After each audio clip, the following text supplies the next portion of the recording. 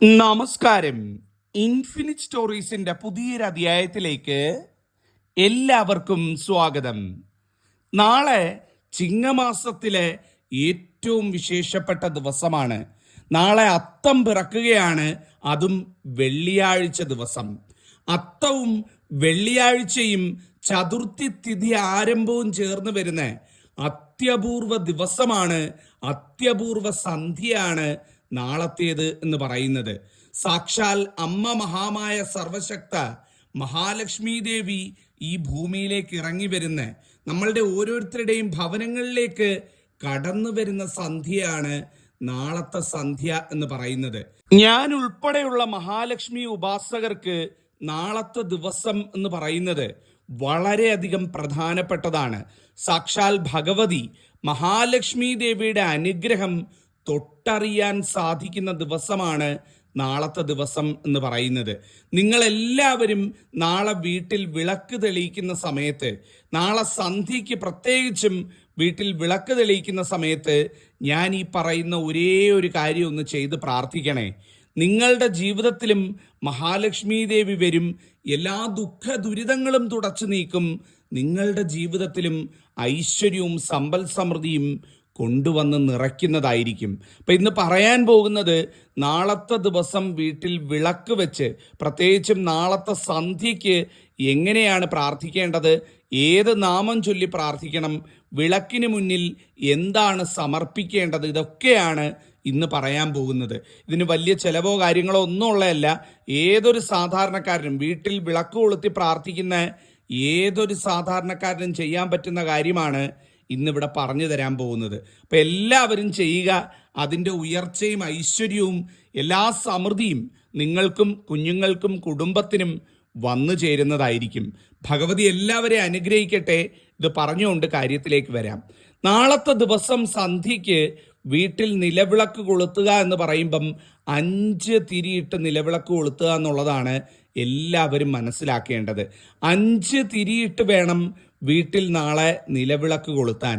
സന്ധ്യയ്ക്ക് 5 തിരിയിട്ട് നിലവിളക്ക് കൊളുത്തി വീട്ടിൽ ലക്ഷ്മി ചിത്രം, മഹാലക്ഷ്മി ചിത്രമുണ്ടെങ്കിൽ ആ ചിത്രത്തിൽ സിന്ദൂര തിലകം ചാർത്തി നെയ്വിളക്ക് തെളിയിക്കുക എന്നുള്ളതാണ് ഏറ്റവും പ്രധാനപ്പെട്ട കാര്യം. അപ്പോൾ വൈകിട്ട് ചെയ്യേണ്ടത്, വീട്ടിലെ നിലവിളക്ക് കഴുകി തുടച്ച് വൃത്തിയാക്കി സന്ധ്യയ്ക്ക് 5 തിരിയിട്ട് നെയ്യുണ്ടെങ്കിൽ നെയ്യ്, അല്ലെങ്കിൽ എണ്ണയുണ്ടെങ്കിൽ എണ്ണ ഒഴിച്ച് നിലവിളക്ക് തെളിയിക്കുക.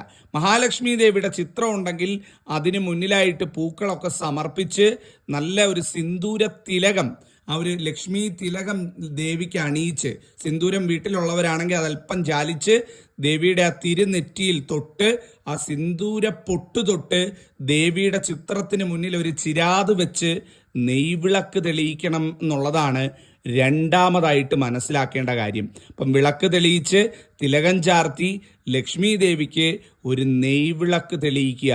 എല്ലാവരും നാളെ വീട്ടിൽ വിളക്ക് വെക്കുന്ന എല്ലാവരും ഇത് ചെയ്യാൻ മറക്കരുത്. നാളെ നിലവിളക്കിനോടൊപ്പം ദേവിക്ക് പൂക്കൾ സമർപ്പിക്കുക. ദേവിക്ക് ഏറ്റവും ഇഷ്ടമാണ് പൂക്കളെന്ന് പറയുന്നത്.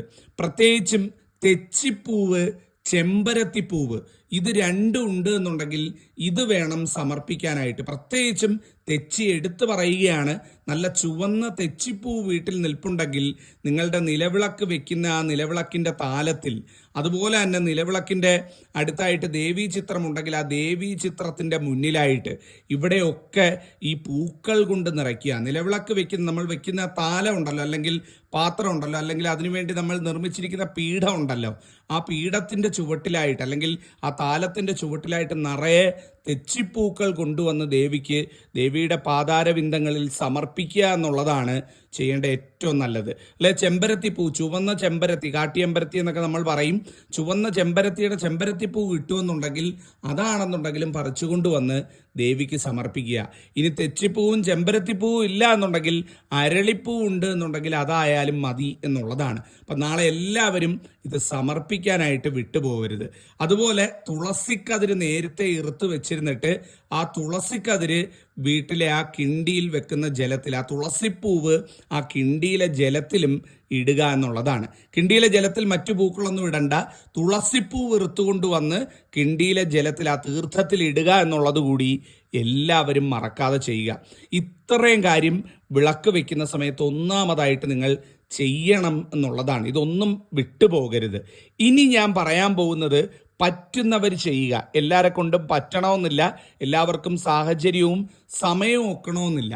ഞാൻ പറയുന്നത് മഞ്ഞൾ പറ സമർപ്പിക്കാൻ പറ്റുമെങ്കിൽ നാളെ ഏറ്റവും നല്ല ദിവസം എന്നാണ് പറയുന്നത്.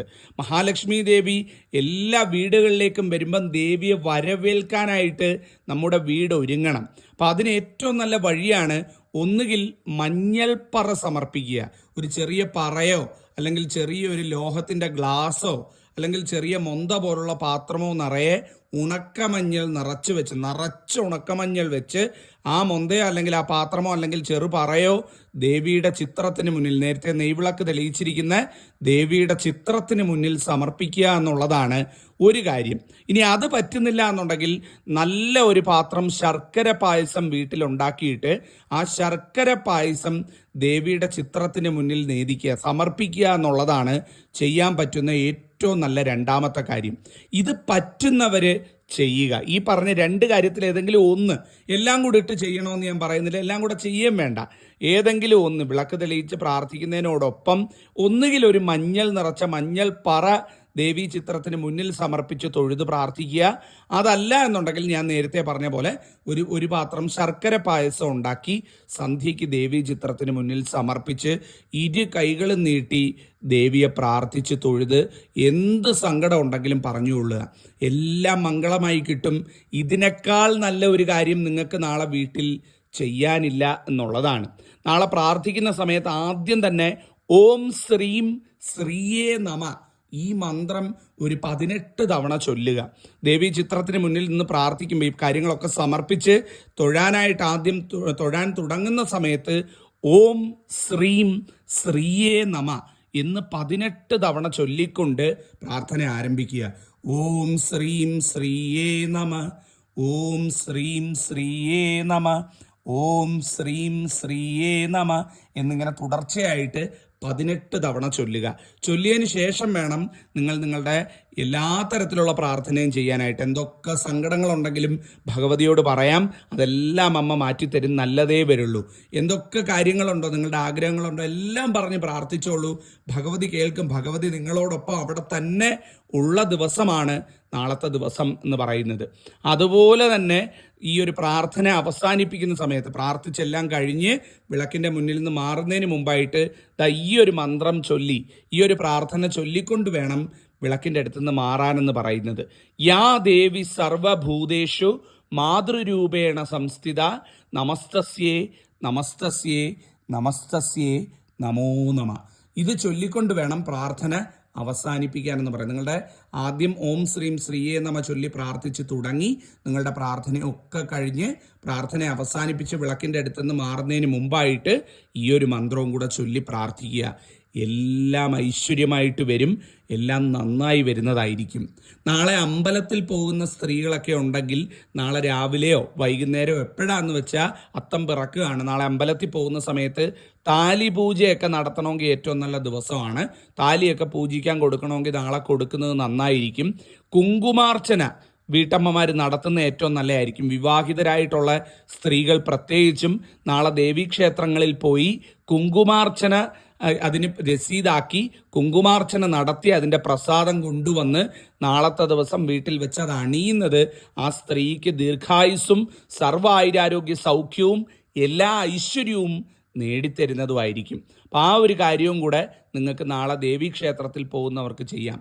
താലിപൂജ ചെയ്യാനും കുങ്കുമാർച്ചന നടത്താനും ഇതിനേക്കാളും നല്ല ഒരു മുഹൂർത്തം വേറെ ഇല്ല ഈ അടുത്ത സമയത്തെന്ന് പറയാം. അപ്പം പോകുന്നവർ ഇതിലേതെങ്കിലുമൊക്കെ ചെയ്യണമെങ്കിൽ ചെയ്തോളൂ, നല്ലതേ വരുള്ളൂ. ഭഗവതി എല്ലാവരെയും അനുഗ്രഹിക്കട്ടെ. എൻ്റെ അമ്മ മഹാലക്ഷ്മി നിങ്ങൾക്ക് എല്ലാ സൗഭാഗ്യങ്ങളും നൽകട്ടെ. മനസ്സറിഞ്ഞ് പറഞ്ഞുകൊള്ളുന്നു. നിർത്തുന്നു. നന്ദി, നമസ്കാരം.